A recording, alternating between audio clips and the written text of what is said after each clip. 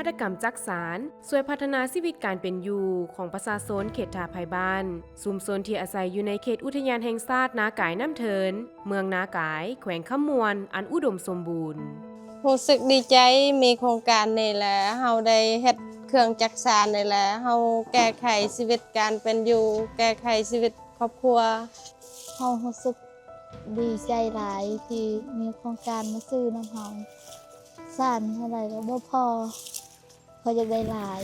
สร้างหลายเขาก็เอาหลายภายหลังที่พวกเราได้มีโครงการภายหลังที่พวกเราได้สนับสนุนประชาชนชุมชนจากที่เขาจะบ่มีเวียกเหตุงานทำจนกลายมามีเวียกเหตุงานทำแล้วกลายเป็น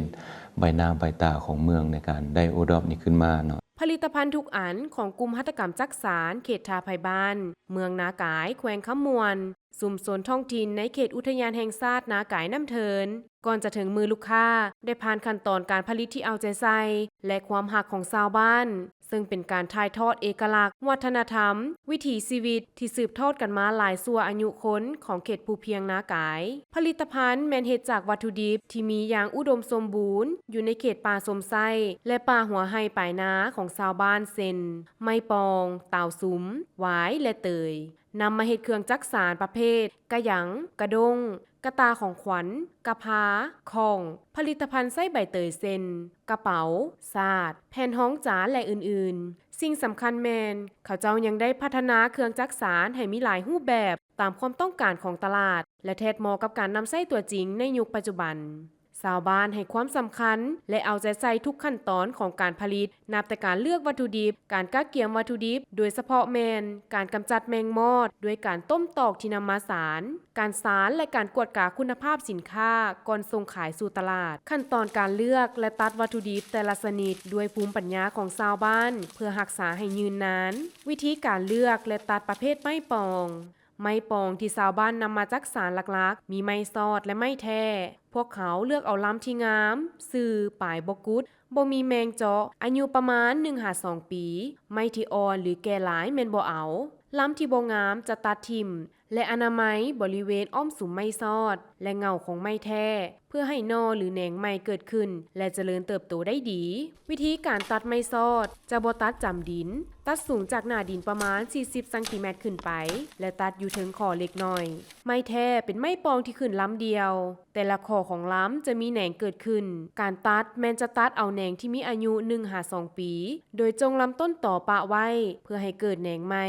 ตัดอยู่ถึงคอเล็กน้อยเพื่อบ่ให้น้ำค้างอยู่คอที่จะเฮ็ดให้ไม้เน่าและตายได้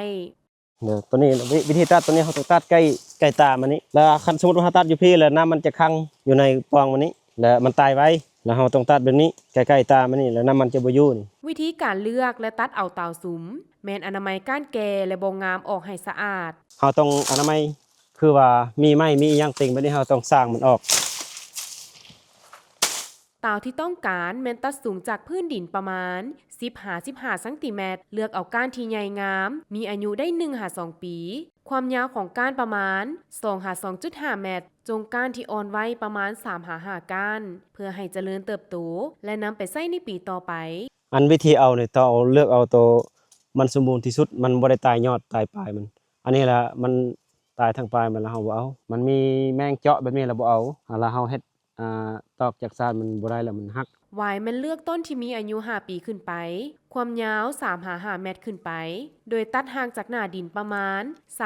30-50 ซมโดยหลีกเลี่ยงบ่ให้กระทบกับเส้นหวายที่โปร่งใหม่ก่อนตัดเครือหวายต้องอนามัยบริเวณอ้อมสุมหวายเสียก่อนเพื่อให้ต้นไม้เกิดขึ้นและเจริญเติบโตได้ดีหวายที่นำมาใส่จักสานแม่นหวายบุญหวายเหล้าและหวายเขียวชาวบ้านสามารถตัดเอาหวายได้ตลอดปีตามความสะดวกและความต้องการนำไส้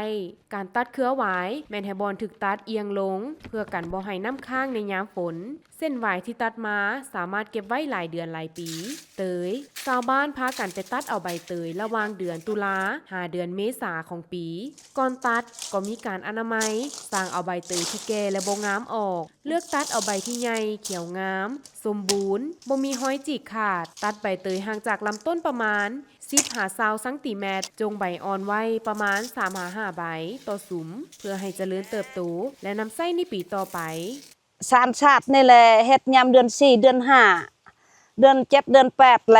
เดือน9แลมือพ้นแล้วมันเอาบ่ได้มันซานบ่ได้มันดำยามนี้แล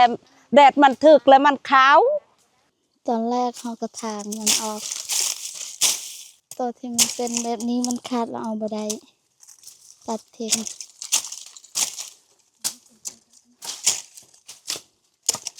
ตัวที่ใบมันยังงามนี่เราเอาได้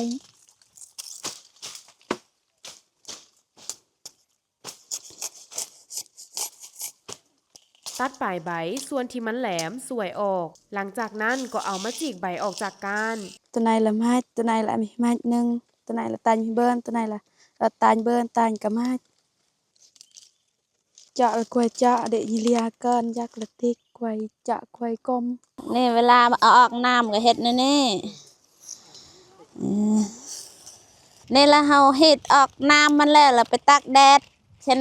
คือนี่ละ4มื้อพุ่นแคนแดดละ2มื้อตากแดดจึงได้เฮ็ดจึงได้สาร จีกน้ำออกจากใบ แล้วนำมาตากแดดประมาณ 2-3 มื้อให้ใบแห้งพอประมาณ แล้วเอามาจีกให้ได้ขนาดเส้นเตยตามที่ต้องการฮีทให้ใบเตยอ่อนนุ่ม แล้วจึงนำมาสานผลิตภัณฑ์เส้นกระเป๋าสาดแผ่นห้องจานตามความต้องการ เตยนี่แหละเฮาไปเฮ็ดได้หลายอย่างเฮาเฮ็ด